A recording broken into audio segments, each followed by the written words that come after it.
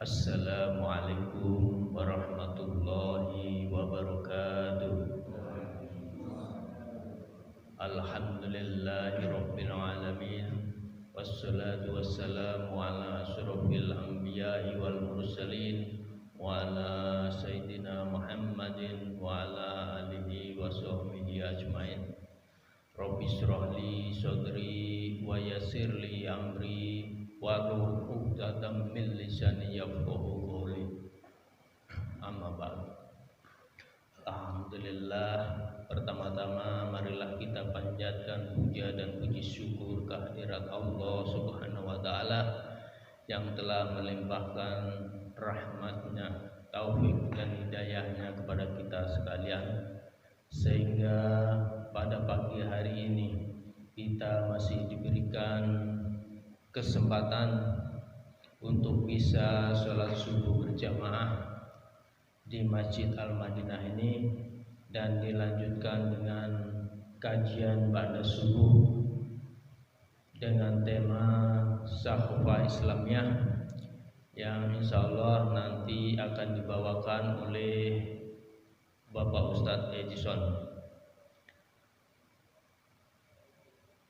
Salawat dan salam semoga senantiasa tercurahkan kepada junjungan kita Nabi besar Muhammad sallallahu alaihi wasallam, kepada para keluarganya, para sahabatnya dan para pengikutnya yang selalu istiqomah menjalankan ajarannya, dan mudah-mudahan kita termasuk golongan umatnya yang kelak mendapatkan syafaat di yaum. Assalamualaikum warahmatullahi wabarakatuh.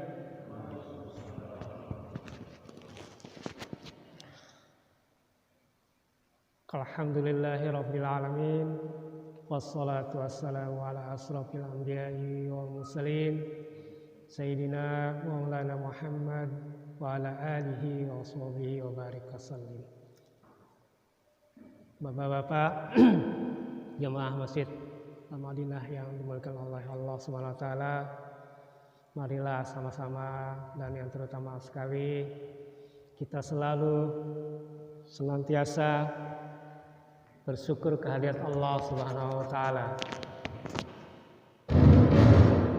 yang selalu kita mendapatkan rahmat, nikmat, hidayah dari Sang Maha Pemberi, dari Ar-Rahman Ar-Rahim,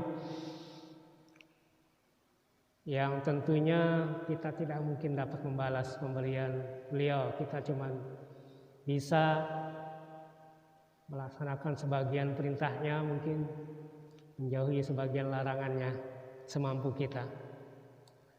Akan tetapi itulah kewajiban kita, selalu bersyukur paling tidak gitu ya. Syukur yang paling ringan mungkin mengucap alhamdulillah, tentunya tidak cuma ucapan, tapi kita yakini dalam hati, dalam jiwa kita, dalam pikiran kita, bahwa ucapan itu betul-betul tulus dari diri kita gitu ya. Tentunya kita melangkahkan kaki dari rumah menuju rumahnya ini juga melakukan satu bentuk syukur kita. Kita harus yakin itu, harus melihat itu sebagai bentuk syukur kita juga. Mudah-mudahan apa yang kita usahakan, yang kita lakukan ibadah pada Dia dapat diterima oleh Allah Subhanahu wa taala.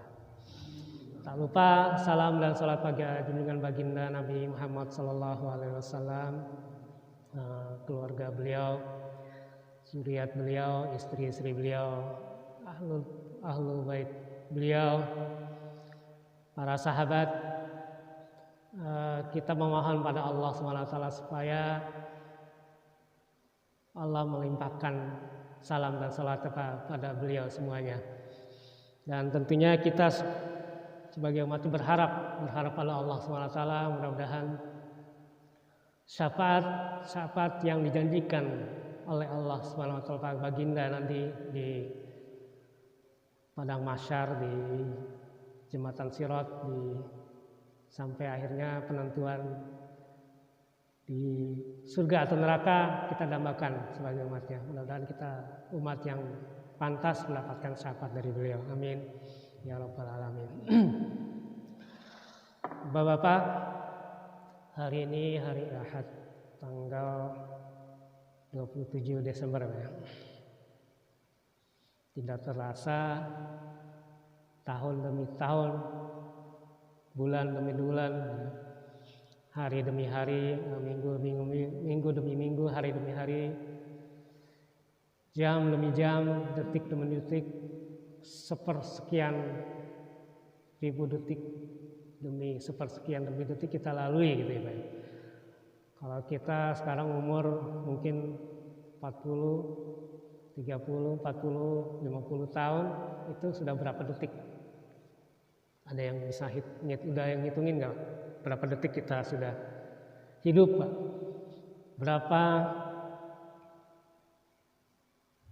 Berapa juta galon air yang sudah kita konsumsi gitu ya? Berapa udara, berapa juta volume udara yang sudah kita hirup gitu ya? Berapa makanan, berapa ton makanan yang sudah kita rasakan. Itu semua merupakan nikmat ya Pak ya. Hingga detik ini kita alhamdulillah sebagian besar dari kita lahir dari fitrah. Dan fitrah itu tetap gitulah. Intinya sebagaimana kita ketahui semua manusia yang lahir itu dalam keadaan fitrah. Semuanya dalam keadaan fitrah, artinya semuanya sebenarnya muslim. Kecuali orang tua kita yang menjadikan kita ini Nasrani kah, Majusi kah, Yahudi kah. Itu orang tua kita. Ada yang terlahir mungkin orang tua non muslim, nah itu yang menjadikan kita gitu ya. Ada yang terlahir orang tua muslim, dan alhamdulillah mungkin sampai muslim sampai detik ini itu juga alhamdulillah. Tapi ada tidak sedikit juga yang orang terlahir sebenarnya fitrah, tapi orang yang selainnya keluarga muslim tapi bisa pindah ke lain agama yang lain gitu ya. Itu bisa terjadi. Apa yang sudah kita dapatkan hari ini, apa yang sudah kita rasakan hari ini, marilah sama-sama kita syukuri. Tentunya kita pertahankan istiqomah ya. Dan kita sharing ya, sampaikan juga pada yang lain. Karena kita punya kewajiban. Kalau kita sudah dapat nikmat, seyogyanya kita juga menyampaikan nikmat itu kepada yang lain gitu. Mungkin bapak-bapak bisa merasakan makan durian gitu ya. Tentunya kalau kita merasa nikmat makan durian itu, kita akan kasih tahu pada yang lain yang mungkin yang belum pernah makan durian gitu ya. Durian ini nikmat sekali gitu ya. Suatu buah yang paling nikmat di dunia mungkin ya. Karena disebut itu durian itu king of fruit ya, rajanya buah. Walaupun mungkin ada juga yang nggak suka gitu ya. Karena mungkin durinya gitu, karena mungkin baunya gitu loh.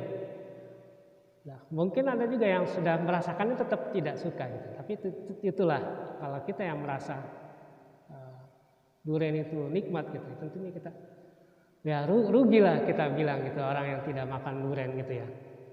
Nah, seperti itulah kita Islam gitu. Kalau kita merasa, pertama kita merasa atau tidak gitu kan. Islam itu baik atau tidak gitu. Islam itu bagus atau tidak gitu kan. Bagaimana Islam itu di dalam diri kita gitu ya. Malah kita merasakan gitu ya. Merasakan misalnya sholat subuh begitu nikmat sekali gitu ya. Sholat tahajud, baca Quran, kita bersedekah gitu ya. Yang sudah pergi haji juga merasakan nikmat sekali gitu mungkin ya. Akankah kenikmatan itu kita ceritakan gitu? Paling tidak setelah kita rasakan akan kita ceritakan kepada yang lain. Mungkin kita tidak bisa berdakwah kepada yang non muslim gitu ya. Kita berdakwah pada saudara kita paling tidak kita sharing gitu ya. Karena yang namanya iman, yang namanya sakopah, pemahaman mungkin. Kalau ilmu mungkin bisa terus bertambah, tapi kalau iman, hati itu kadang naik, kadang turun gitu. Semangat kita kadang ada semangat, kadang ada tidak semangat gitu. Ini yang kita harus saling sharing gitu, untuk sama-sama mempertahankan semangat spiritual kita, semangat keimanan kita, supaya bisa terus istiqomah gitu ya. Istiqomah melaksanakan hal-hal kewajiban, menjauhi larangannya dari Allah SWT dan Rasul. Hari ini saya tidak ada persiapan sebenarnya, cuman karena tidak ada penceramah asalnya, jadi insya Allah saya coba sharing mungkin yang belum pernah saya sharing.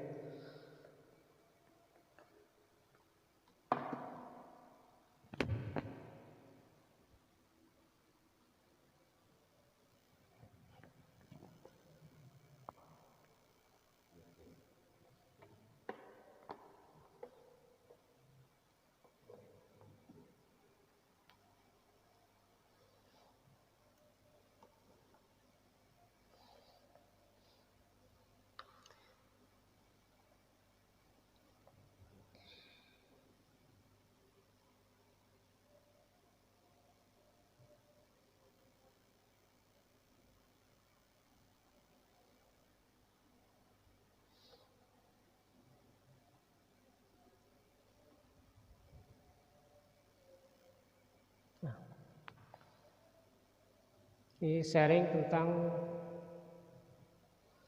dalam Islam juga kita mengatur tentang fikih dan adab bertetangga. Saya tidak membahas banyak fikihnya, cuman mungkin adabnya gitu ya. Kita semuanya nih tetangga ya Pak ya, nggak ada yang jauh banget gitu ya. Mayoritas kita nih tetangga di sini, jadi tidak salahnya mungkin sama-sama kita sharing. Mungkin saya juga banyak kekurangan gitu ya, jadi ini terutama untuk saya pribadi gitu ya.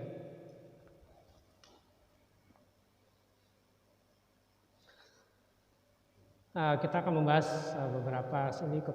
Yang pertama, keutamaan bertetangga, pengertian tetangga dan batasannya, tingkatan adab terhadap tetangga, dan fikih seputar tetangga.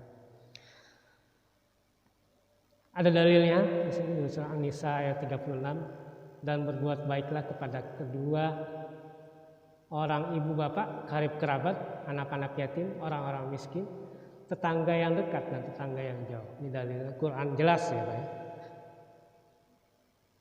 Berbuat baik pada tetangga yang dekat dan tetangga yang jauh. Tetangga yang dekat yang mana, yang jauh yang mana Pak? Nanti kita dalamnya lagi.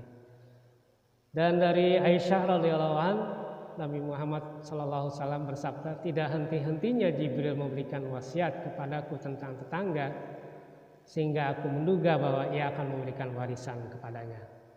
Hadis riwayat Bukhari, Muslim. Tentukan teman sebelum perjalanan dan tetangga sebelum rumah. Hadis riwayat Tabrani. Jadi kalau kita mau beli rumah, kita lihat dulu tetangganya kalau bisa gitu ya.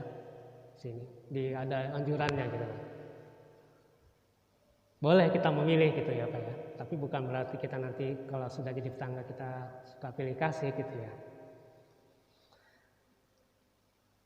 Ada di antara kesenangan bagi seorang muslim adalah tempat tinggal yang luas, tetangga yang soleh, dan kendaraan yang tenang. Di As-Sahihah 282 ya. Pengertian, nah di sini pengertian tetangga dekat dan tetangga jauh.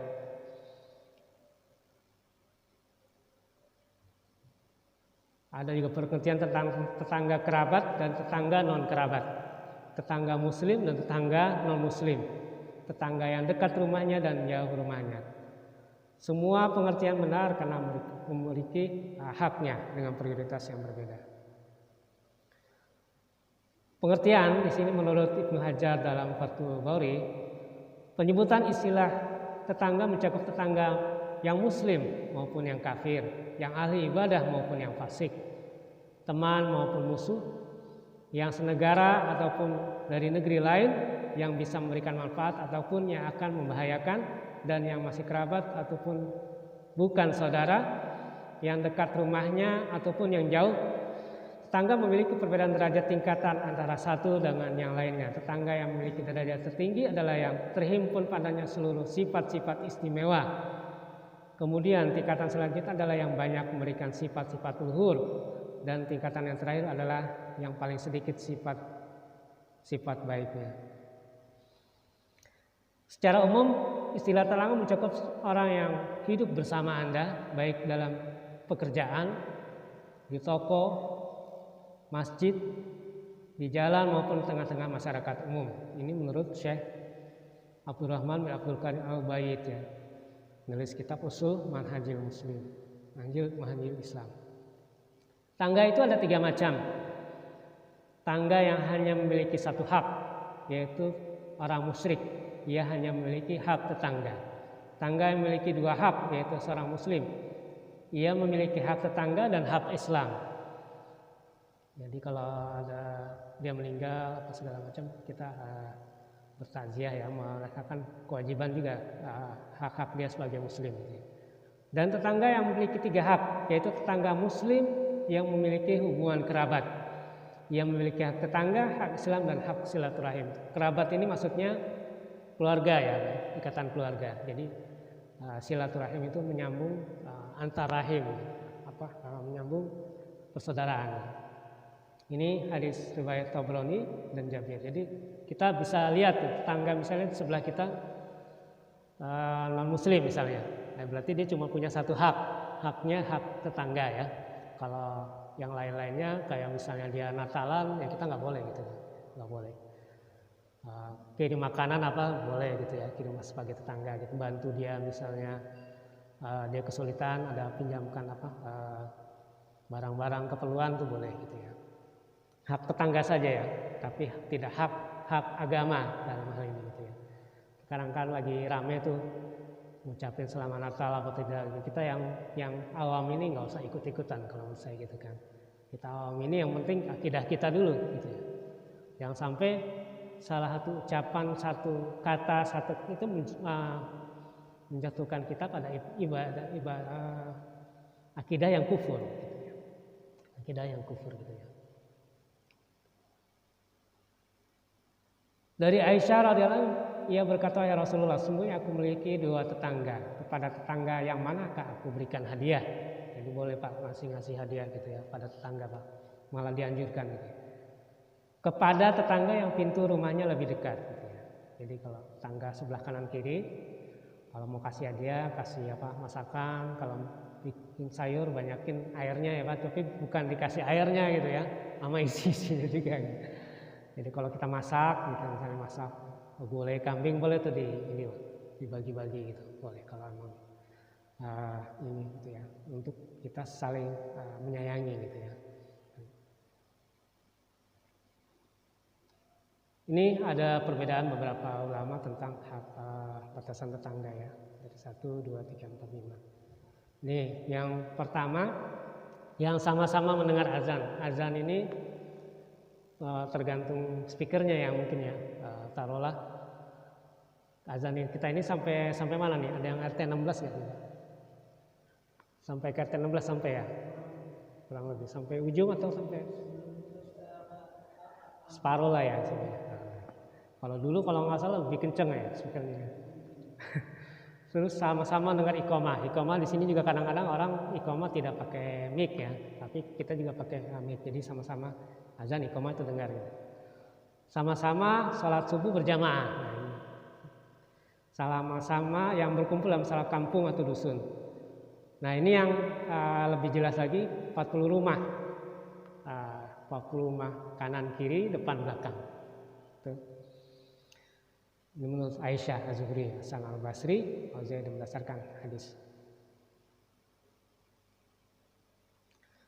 Terus dikembalikan lagi batas uruf, adat kebiasaan. Kalau misalnya dalam satu kampung itu tetangga semua, ya itu tetangga gitu, ya. Misalnya satu kampung walaupun lebih dari 40 rumah misalnya gitu, ya, atau kurang dari itu gitu, ya. Itu tergantung kaidah adat kebiasaan gitu, ya.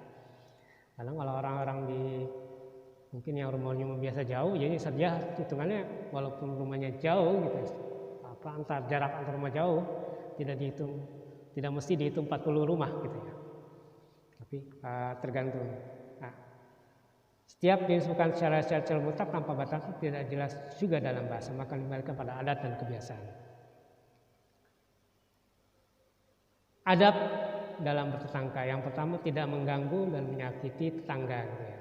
Nah, kalau yang mungkin senang musik gitu ya, jangan sampai musiknya itu mengganggu gitu ya. Ya boleh pakai speaker kencang-kencang, tapi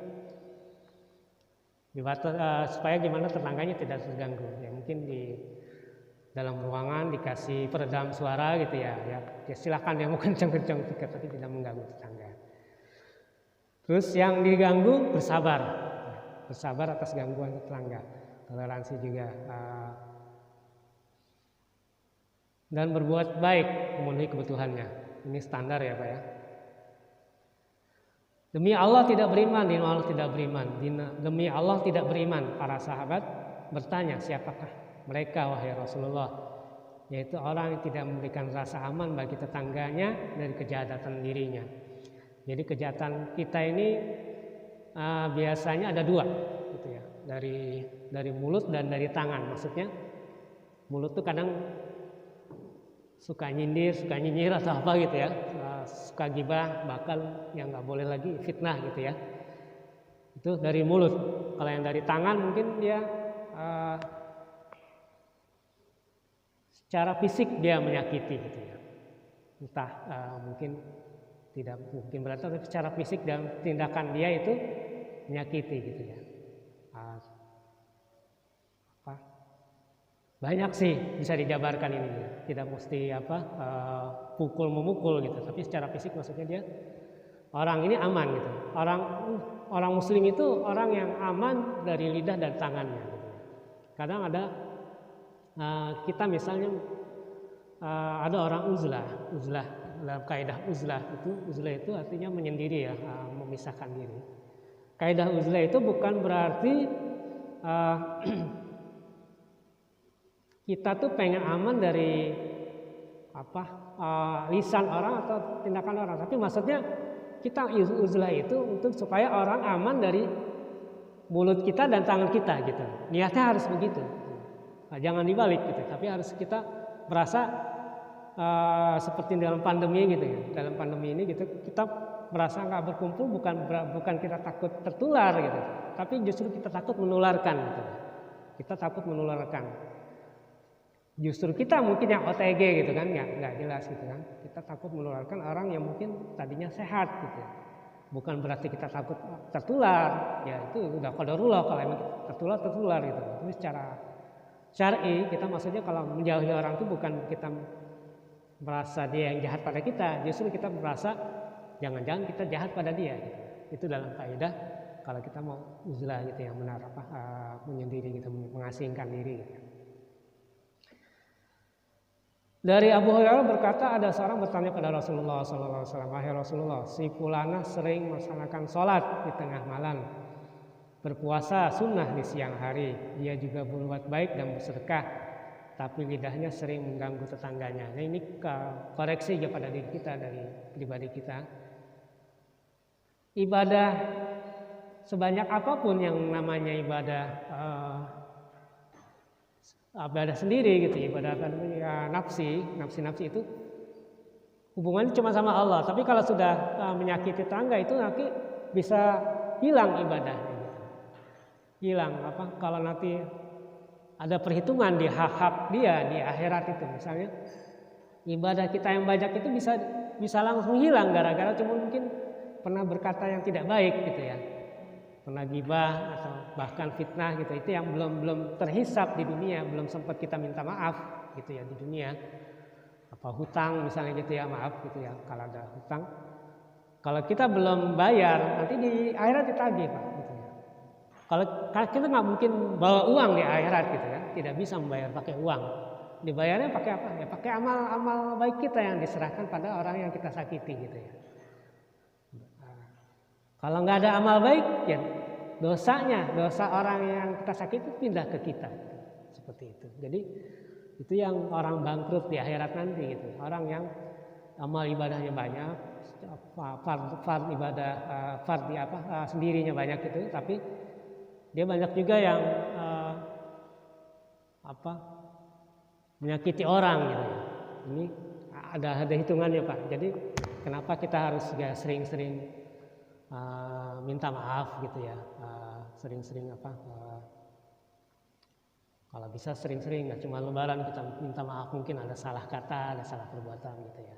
Itu suatu anjuran yang adat yang perlu kita biasakan gitu. Karena kita nggak tahu gitu loh, apa nanti kita nggak sempat minta maaf gitu kan, tapi kita sudah dipanggil gitu. Kepada orang yang tadi Rasulullah SAW menjawab tidak ada kebaikan dalam dirinya, dia adalah penduduk neraka. Padahal dia sholat tahajud gitu ya, puasa, sedekah juga, itu amal-amal yang sebenarnya bisa mendekatkan dia ke surga.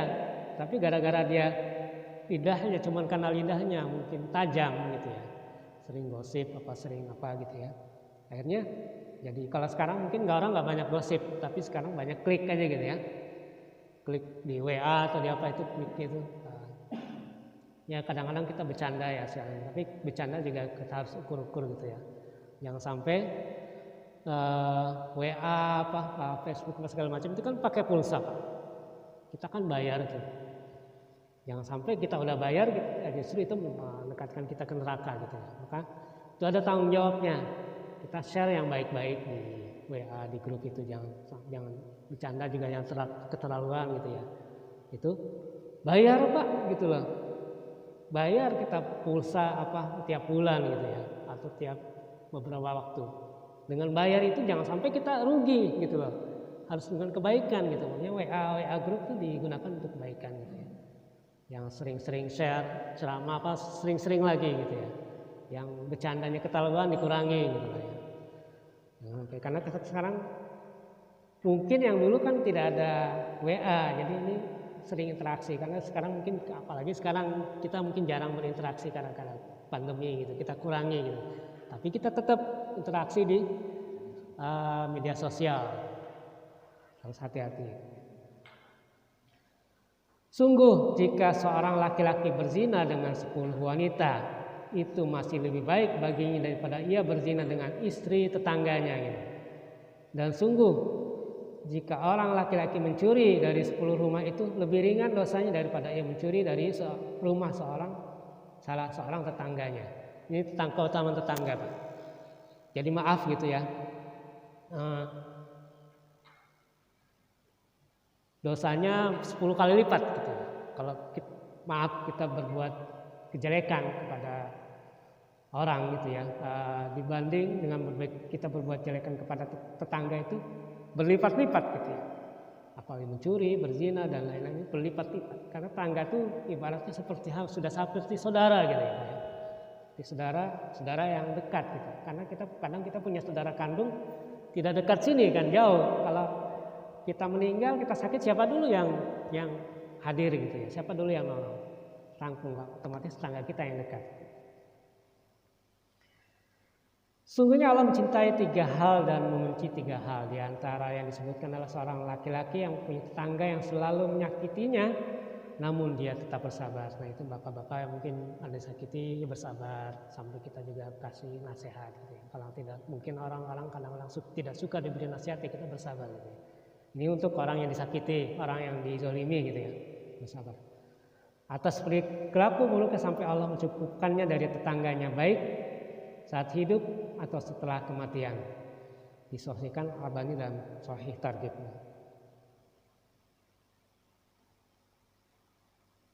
Janganlah seorang melarang tetangganya menancapkan sebuah kayu pada dindingnya. Hadis riwayat Bukhari. Ada juga larangan mendirikan bangunan yang menutupi tetangganya gitu ya. Ini masalah-masalah adab gitu ya. Hal-hal kecil yang kita rasa gitu ya. Misalnya kita rasa sendiri lah. Misalnya kita melakukan sesuatu gitu yang kira-kira di perbatasan atau ini gitu. Kalau menurut kita, kalau dia melakukan itu kepada kita enak apa tidak gitu ya. Ini ukurannya mungkin ya. Kita misalnya naruh tong sampah di perbatasan tapi ke arah tetangga gitu. Kira-kira kalau kita digitukan enak tidak gitu kan? Walaupun kecuali misalnya itu tong sampah milik bersama gitu ya. Tapi kalau tong sampah pribadi kan mestinya ya di tempat tetap di wilayah kita gitu ya. Ini hal-hal kecil yang mungkin tidak kita perhatikan, tapi kita harus toleransi, harus kita mikir apa yang kita lakukan itu kita balikan lagi ke kita, itu enak kita tidak gitu ya. Wah, pantas atau tidak. Kalau itu merasa tidak pantas jangan dilakukan gitu ya. Seperti itu. Maksudnya gitu. Tidak hal-hal yang ini, tapi kita bisa ukur sendiri mana yang kira-kira mengganggu tangga. Kadang ada misalnya kita bikin pagar, nggak tahunya menutupi jalan misalnya. Pernah di TV kan seperti itu. Dia bikin pagar tapi ini menutupi jalan gitu loh. Nggak boleh. Atau misalnya dia bikin parkir gitu ya, mungkin terlalu ini gitu, terlalu panjang sehingga menutupi jalan. Bisa itu yang harus kita ukur, harus kita cek lagi kita masing-masing gitu ya. Kalau ada yang seperti itu ya kita bersabar, cuman jangan langsung front, mungkin lapor RT atau gimana, musyawarah itu lebih bagus seperti itu. Berapa banyak tetangga yang akan memegang tangan tetangganya di hari kiamat sambil berkata, wahai Robku, orang ini menutup pintunya dariku dan ia enggan memberi apa yang dimiliki gitu. Ini maaf tetangga yang agak pelit gitu ya. Jadi misalnya kita jangan banyak-banyak pelit, kita banyak-banyak memberilah buat tetangga. Karena walaupun tetangga kita itu mungkin tidak banyak memberi pada kita yang harus banyak memberi. Kita yang sudah tahu ini kita yang memberi pada tetangga gitu. Perhatian, bantuan gitu kan. Kasih cuman gorengan kue-kue yang kita lebih ini mungkin di rumah gitu yang bisa kita bagi gitu ya. Karena ini di akhirat nanti ya, ini ada yang orang mengadu begitu Pak. Dia merasa terzalimi di dunia ini, nanti dia ngadu gitu loh. Dia tarik tangan kita gitu loh. Ini Pak ya Rob gitu ya Tuhan, ini nggak pernah bagi-bagi sama saya gitu, sampai seperti itu gitu loh. Nanti ada hak tetangga yang akan menuntut haknya gitu di hari akhir nanti gitu ya. Wahai Abu Dzar, apabila engkau membuat suatu masakan maka perbanyaklah kuahnya. Kemudian undanglah tetanggamu atau engkau dapat membaginya kepada mereka. Nih seperti tadi hadis riwayat Muslim. Ada hadisnya ini Pak, jelas. Kalau masak soto gitu ya, banyakin kuahnya, tapi bukan berarti kuahnya yang dikasih gitu ya. Ya sama daging-dagingnya gitu ya. Sama daging-dagingnya. Ya nggak perlu banyak, misalnya tetangga ada 4, ada 3 gitu ya, kiri kanan yang dekat gitu ya. Kalau lebih banyak lebih bagus, bisa kita bikin selamatan gitu ya, tetangga satu RT gitu ya. Sering-sering selamatan gitu ya. Kalau bagi ada. Dari Abu Hurairah berkata Nabi SAW pernah bersabda, wahai para muslimah, janganlah ada seorang tetangga yang meremehkan hadiah tetangganya, meskipun kikil, kaki kambing gitu ya.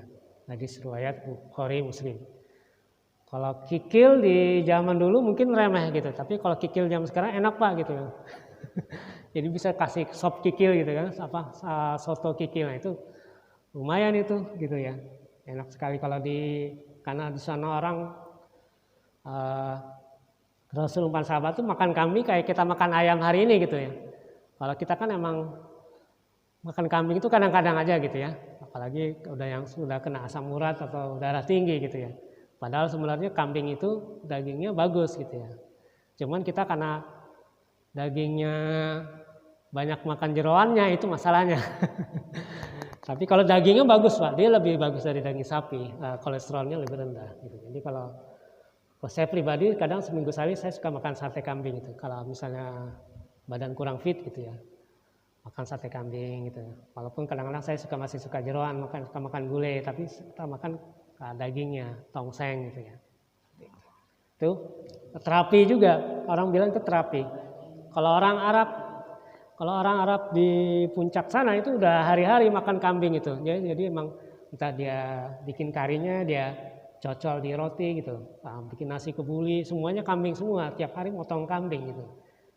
Kalau yang rezekinya lumayan sih boleh tuh, tiap hari motong kambing gitu. Ini ada beberapa batasan fikih, mungkin Pak Ustadz Ali atau Pak Ustadz Santo bisa menambahkan. Keterangan dalam Sahih Bukhari, Sallallahu Alaihi Wasallam pernah menjenguk seorang anak Yahudi yang masih kecil, lalu mengajaknya masuk Islam sehingga ia menjadi Muslim.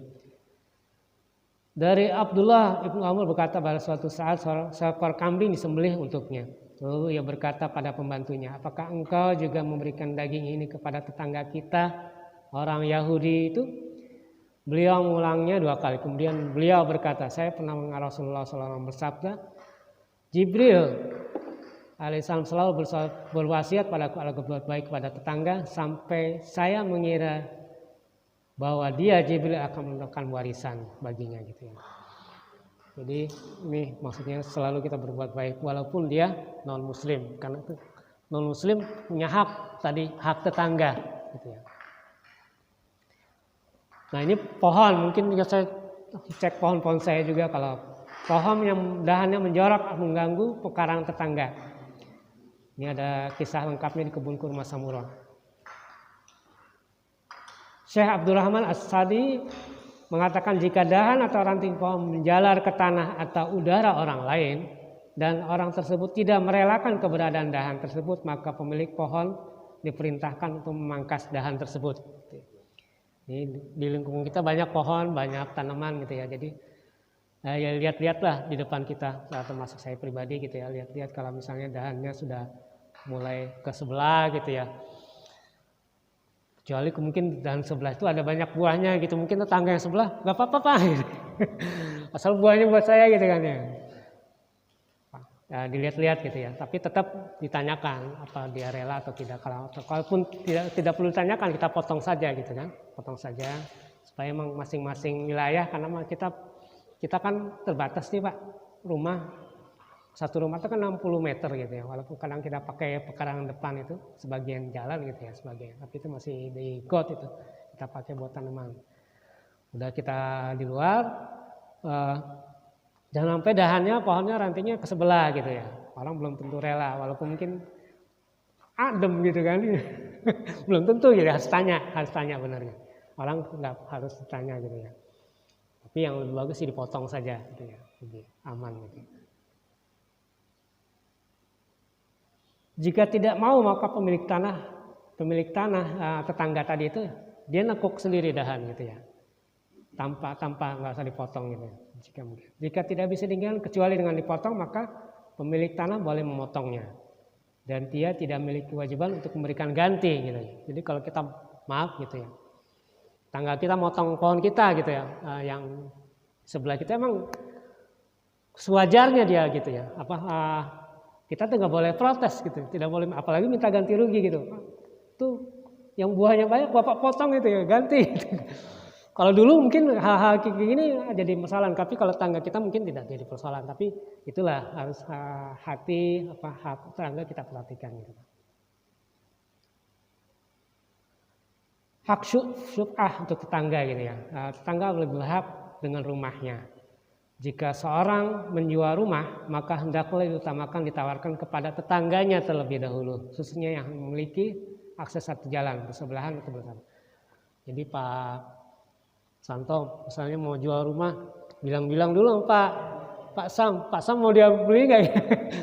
Jangan sampai Pak Santo jual rumah pada orang jauh misalnya gitu kan, non muslim lagi, maaf gitu. Ada pernah di tetangga saya di sebelah sana ada yang begitu. Udah jualnya diam-diam gitu dikasih ke non muslim lagi. Ini hal-hal yang kayak gini gitu. Misalnya saya mau jual rumah, mungkin saya tawarkan ke Pak Hendro dulu gitu kan. Kalau Pak Hendro mau nebus kan siapa tahu gitu kan, lebih bagus gitu kan, lebih dekat seperti itu. Ini hak adab gitu ya.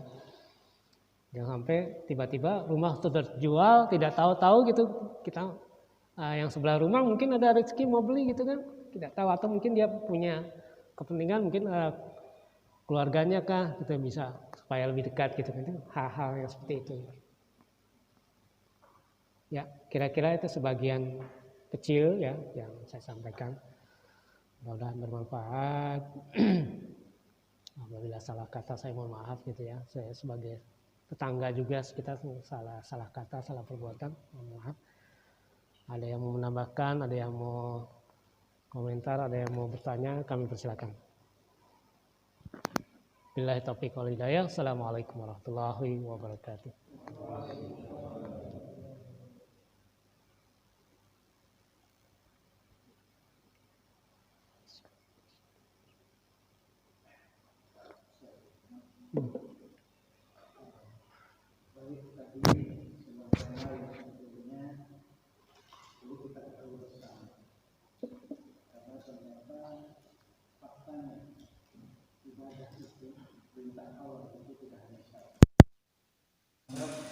Berikhtiar untuk membangun harmonisasi dengan roh Tuhan semesta alam dengan berbagai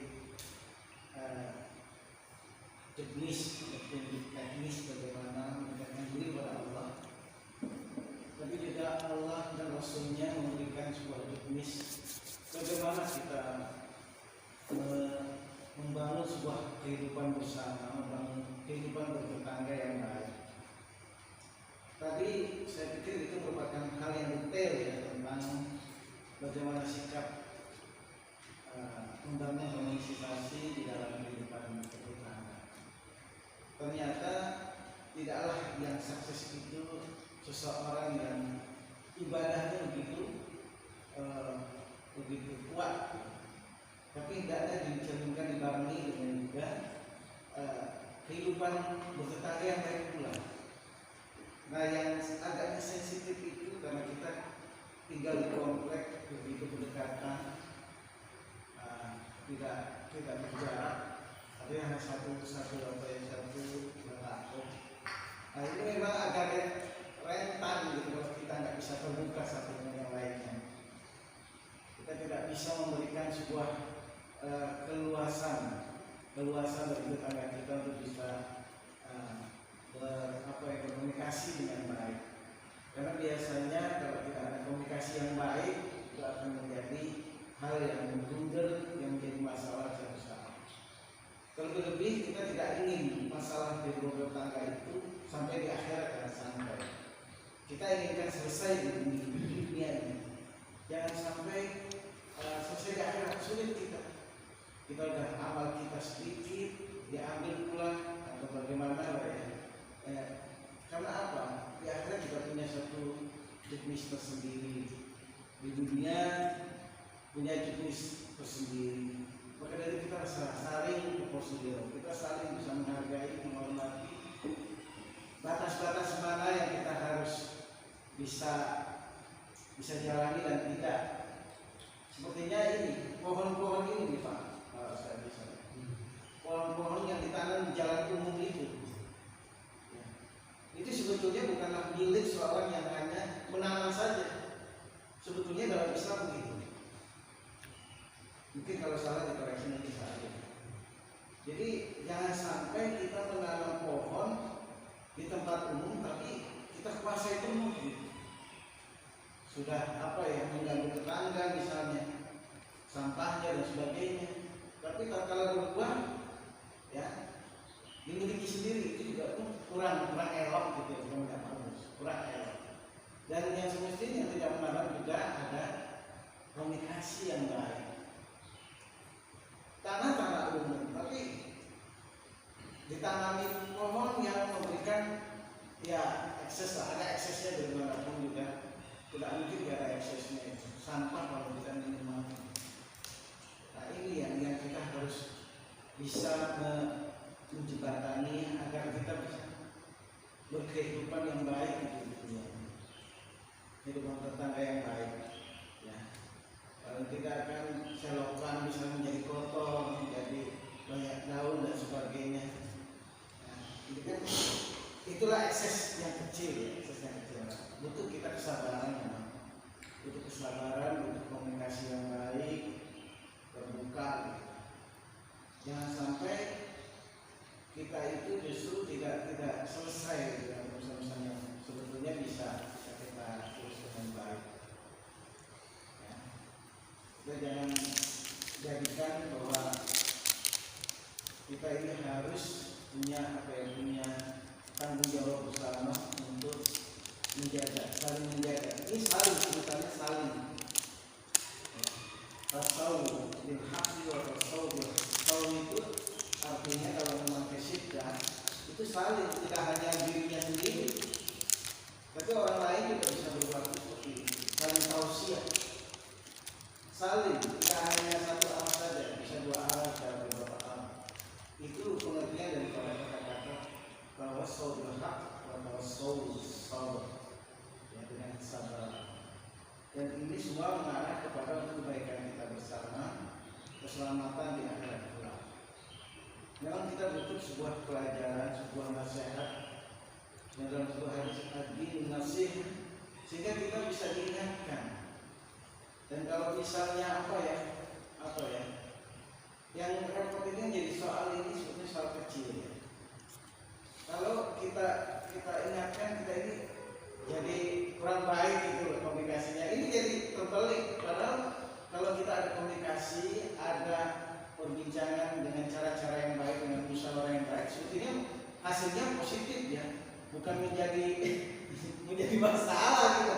Nah ini kita ini, nah, pengetahuan kita ini dibutuhkan, pengetahuan dan kesabaran kita ini dibutuhkan untuk kebaikan bersama.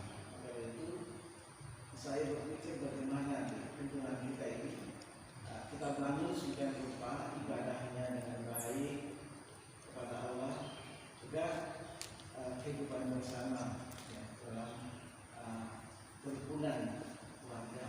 Itu memang tidak hanya menjadi tanggung jawab Pak RT saja dengan gurunya ya, tapi juga kita juga membantu mereka dalam upaya untuk bisa mengharmonisasikan kehidupan. Kalau harmonisasi berarti keseimbangan. Ya, keseimbangan.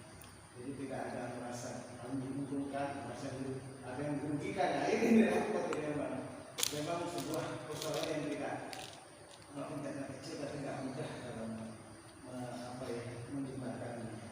Nah itu kira-kira dari saya Pak. Mohon maaf jika ada kekurangan.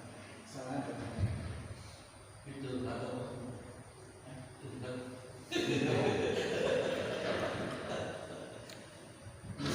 bisa ya kita Pak sesuatu dari minggu yang lalu mungkin juga sudah menerangkan hadis tentang itu, mangkana yu'minu billahi wal yawmil akhir fal yukrim jarhu. Jadi gimana kita memuliakan tetangga itu ada hubungan dengan keimanan kita gitu ya. Keimanan kita kepada Allah dan hari akhir. Berarti apa yang kita zalimi tetangga itu berarti mengurangi keimanan kita juga gitu. Itu ya, makanya di akhirat kita bisa jadi orang yang bangkrut gara-gara menyakiti tetangga gitu ya. Ini terutama nasihat juga bagi diri saya pribadi. Saya juga ada nanam pohon di luar itu Pak. Jadi itu sebenarnya bapak-bapak tetangga yang lain punya hak gitu ya. Bisa mengambil, emang kita bebaskan saja mengambil, cuman kalau sudah matang, sudah besar itu lebih enak gitu. Kalau misalnya siapa aja bisa ngambil, silakan gitu. Jadi tanam itu cuma intinya saya cuma nanam itu cuma buat adem sih sebenarnya. Kebetulan ada buahnya, alhamdulillah itu bisa bapak nikmatin. Saya dalam sekarang ya saya berikan gitu. Dari dulu kita berikan, tidak dikuasai gitu. Mohon maaf juga kalau misalnya ada dahan-dahan, ada sampahnya gitu ya. Bapak-bapak, ibu-ibu mungkin yang sudah nyapu itu juga insya Allah dapat kebaikan gitu ya, dapat kebaikan dari Allah SWT. Barangkali itu ya, kita sholat syuruk dulu, nanti kalau ada diskusi yang lebih lanjut setelah sholat syuruk kita tutup dengan doa kifaratul majlis. Subhanakallah wa bihamdika asyhadu an la ilaha illa anta astaghfiruka wa atubu ilaik. Assalamualaikum warahmatullahi wabarakatuh.